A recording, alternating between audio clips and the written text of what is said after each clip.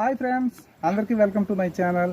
ఈరోజైతే నేను మా యొక్క పొలంలో గల అరటి చెట్టు చాలా పసుపుగా పండిందండి.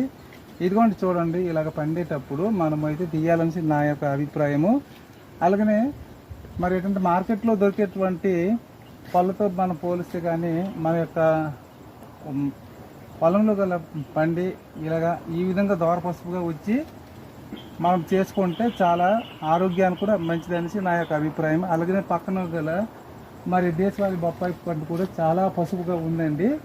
చూడండి, అలాగా అది కూడా ఈరోజు అయితే మేము కోయబోతున్నాము. ఒకసారి చూడండి ఒకసారి ఫ్రెండ్స్, ఈ యొక్క గెలని మేము కోయబోతున్నాము. చూడండి ఒకసారి